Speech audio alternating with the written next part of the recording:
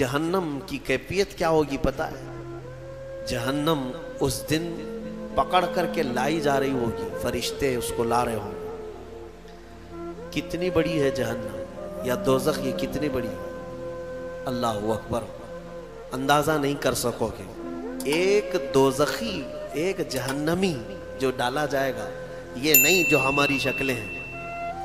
حدیث پاک میں حضور صلی اللہ علیہ وسلم فرماتے ہیں جہنمی کی اتنی بڑی شکل ہوگی کہ مکہ اور مدینے کے بیچ کا پورا فاصلہ بھر جائے گا ایک ہی جہنمی سے۔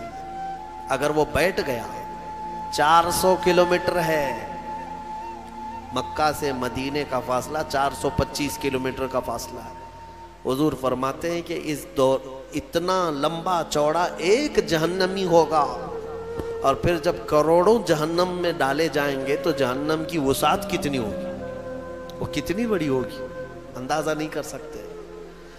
70,000 فرشتے اس کو کھینچ کر کے لا رہے ہوں گے قیامت کے دن دوزخ کو، اور اس کو زنجیروں میں جو باندھا گیا ہوگا، زنجیر کیسے، اس کے دہانے ہیں، اس کے دروازے ہیں، اس کا منہ ہے جہنم کا، جس کے اندر مجرمین کو ڈالا جائے گا، مشرکین کو ڈالا جائے گا۔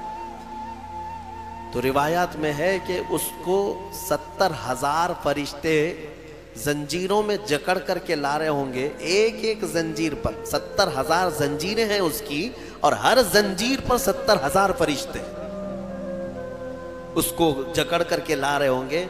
اس کے باوجود جہنم ان سے چھڑا کر کے بھاگنے کی کوشش کر رہی ہوگی مجرمین کی طرف۔ کس کی طرف؟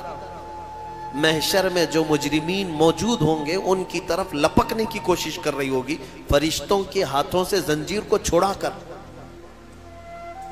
اتنی طاقت اور اتنی ہیبت اس کے اندر۔ آگ جو ہے وہ کس قسم کی ہے؟ فرمایا گیا دنیا کی آگ لال ہے، جہنم کی آگ نہایت کالی ہے، سخت کالی آگ، اتنی کالی آگ ہے کہ کچھ نظر نہیں آتا دوزخ کے اندر۔ اور رب تعالیٰ فرمائے گا اسلوھا اليوم، آج سب کو ڈالو اس میں، بما کنتم تکفرون، جو تم کفر کیا کرتے تھے۔ مجرمین کو پکڑا جا رہا ہوگا، اور جہنم کا حال کیا ہوگا میں بتاتا ہوں۔ وہ فرشتوں کے ہاتھوں سے چھٹپٹا رہی ہوگی، اچھل اچھل کر کے جا رہی ہوگی، اور کیا کہتی ہے جانتے ہیں؟ 26ویں پارے میں سورہ قاف میں رب تبارک و تعالیٰ فرماتا ہے مجرمین کو ڈالا جا رہا ہے، ڈالا جا رہا ہے، ڈالا جا رہا ہے۔ تو اللہ تعالیٰ اس سے پوچھے گا جہنم سے، حلم تلأتی، بس پیٹ بھر گیا تیرا؟ جہنم کہتی وہ تقول حل من مزید، وہ کہے گی اے اللہ اور کچھ زیادہ ہو جائے، اور کچھ زیادہ ہو جائے، اور کچھ انسانوں کو ڈال۔ اس دن وہ پکارتی رہے گی اور میرے اندر ڈالا جائے، اور میرے اندر ڈالا جائے۔ اور جانتے ہیں جب اس کی آگ کم پڑنے لگ جائے، دھیمی ہونے لگ جائے، تو آگ بھڑکانے کے لیے انسانوں کو اور پتھروں کو گرایا جائے گا، اس کا ایندھن ہے۔ جیسے پیٹرول ڈالنے سے آگ بھڑک جاتی ہے، جہنم کی آگ انسانوں اور پتھروں کو ڈالتے ہی بھڑک جائے گی۔ یہ جہنم کی کیفیت ہے دوزخ کی۔ اور جہنم کا سب سے ہلکا عذاب کیا ہے؟ سب سے ہلکا، اگر کوئی چلا بھی گیا، تھوڑے سے گناہوں کی سزا بتا کر کے واپس آنے والا ہے، تو حدیث رسول میں ملتا ہے سب سے ہلکا عذاب یہ ہے کہ وہاں آگ کی جوتیاں پہنائی جائیں گی، جس کی گرمی سے اس کا بھیجا کانوں سے باہر آ رہا ہوگا، پک پک کر کے ابل رہا ہوگا۔ یہ سب سے ہلکا عذاب جہنم کا۔ پھر جس کے بارے میں اللہ نے عذاب علیم کہا، عذاب عظیم کہا، عذاب مہین کہا، وہ کیسا عذاب ہوگا؟ عذاب علیم کا مطلب دردناک عذاب، عذاب عظیم کا مطلب بڑا عذاب، عذاب مہین کا مطلب ذلت والا عذاب۔ وہ کیسے عذاب ہوں گے واللہ بہتر جانے۔ جہنم کا خوف ایک مومن کے اندر خشیت پیدا کرتا ہے، اللہ سے ڈر پیدا کرتا ہے۔ تم ہلکے میں لیتے ہو اس چیز کو؟ ذرا موم بتی میں اپنی انگلی رکھ کر کے دکھانا، یا چولہے میں جا کر کے اپنا ہاتھ رکھ کر کے دکھانا، اگر چمڑی جل گئی تو 8 دن تک اس کی مرہم پٹی پہ لگ جائیں گے، ہا ہو کرتے رہیں گے، جلے ہوئے آدمی کو سکون کبھی نہیں۔ لیکن دوزخ میں جب ڈالا جائے گا، ایک بار چمڑی جل گئی تو ختم ہو جائے گا، ایک بار یہاں آگ میں جل گئے تو مر گئے، پھر کیا ہونا ہے؟ لیکن دوزخ میں ایسا نہیں کہ اب تم وہاں جب تک جلتے رہو گے موت نہیں آئے گی، موت ختم کر دی جائے گی۔ مرنا ایک ہی بار ہے انسان کو یہاں دنیا میں، پھر قیامت کے دن موت کو بھی اللہ تعالیٰ موت دے دے گا، ختم۔ اب نہ جنتی مرے گا نہ دوزخی مرے گا، کوئی مرنے والا نہیں ہے وہاں پر۔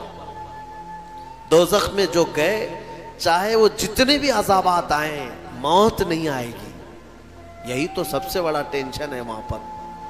کفار و مشرکین مانگیں گے کہ موت دے دے ہم کو، لیکن موت نہیں آئے گی۔ اور جب چمڑی جلتی ہے تو لوگ یہ سمجھتے ہیں ایک بار جلے گی تو دوسری بار پھر کیا جلے گی، جلی ہوئی چیز کو کیا جلایا جائے گا؟ اللہ تعالیٰ فرماتا ہے کلما نضجت جلودہم بدلناہم جلودا غیرہا لیذوقوا العذاب۔ اللہ فرماتا ہے جب جب آگ سے پک جائے گی نا چمڑی، نضجت کہتے ہیں پھل کی طرح پک جانا، جو پل پلا ہوتا ہے پھل، چمڑی پیپ سے پک جائے گی، بھر جائے گی۔ اللہ فرماتا ہے جب جب دوزخ کی آگ کی وجہ سے تمہاری چمڑی پکے گی، اللہ فرماتا ہے ہم اس کے علاوہ دوسری چمڑی تمہیں پہنا دیں گے، نئی چمڑی ڈال دیں گے، بدلناہم جلودا غیرہا لیذوقوا العذاب، تاکہ عذاب کو چکھ سکو، نیا نیا عذاب چکھ سکو۔ حضرت کعب احبار رضی اللہ تعالیٰ عنہ اس آیت کی تفسیر میں فرماتے ہیں، ان سے پوچھا گیا کہ کتنی بار چمڑی بدلی جائے گی؟ وہ کہتے ہیں 1 گھنٹے میں 70 بار بدلی جائے گی، ہر گھنٹے میں 70 بار پورے جسم کی چمڑی بدلی جائے گی۔ سہنے کی طاقت ہے کسی کے اندر، برداشت کرنے کی طاقت ہے۔ اسی لیے مجھے وہ دعا یاد آتی، حضرت سفیان ثوری رو رو کر کے دعا کرتے تھے، بڑی پیاری دعا ہے۔ اللہ کی بارگاہ میں یوں کہتے تھے الہی لست للفردوس اہلا، اے میرے مولا میں تیری فردوس بری میں جنت میں جانے کا اہل تو نہیں ہوں، میں تیری جنت میں جانے کے قابل تو ہوں نہیں، ولا اقوى على نار الجحیم، اور نہ ہی میں تیرے دوزخ کے عذاب سہنے کی طاقت رکھتا ہوں، یہ بھی تو میرے اندر طاقت نہیں ہے۔ مانا کہ جنت میں جانے کے جیسے اعمال نہیں ہیں، لیکن تیری دوزخ کا عذاب سہنے جیسی بھی طاقت نہیں ہے۔ اب بچا کیا ہے؟ فاغفر ذنوبی بفضل جودک یا اللہ، اے اللہ تو اپنے کرم سے اور اپنے فضل سے معاف کر دے تو بڑی بات ہے، باقی اعمال تو نہیں ہے۔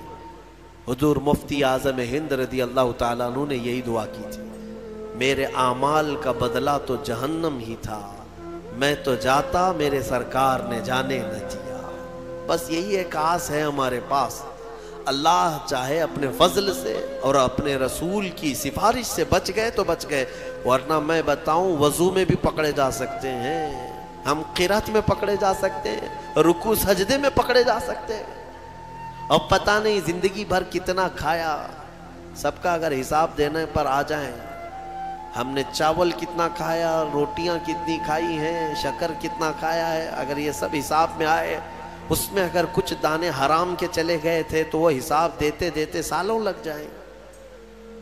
ہمارے پاس حساب جیسی چیز نہیں ہے میرے عزیز، اسی لیے وقت کا مجدد بریلی کا امام، جن کے پاس عبادت کے ذخیرے ہیں، پھر بھی اللہ کی بارگاہ میں روتے ہوئے یوں کہتے ہیں کہ کریم اپنے کرم کا صدقہ، لئیم بے قدر کو نہ شرما، تو اور رضا سے حساب لینا، رضا بھی کوئی حساب میں ہے۔ تو اے اللہ تو اتنی بڑی شان کا مالک، تو اور رضا سے حساب لینا، رضا بھی کوئی حساب میں ہے۔ اسی لیے اللہ تبارک و تعالیٰ کے فضل کی طرف، اس کے رحم کی طرف توجہ لگائے رکھو۔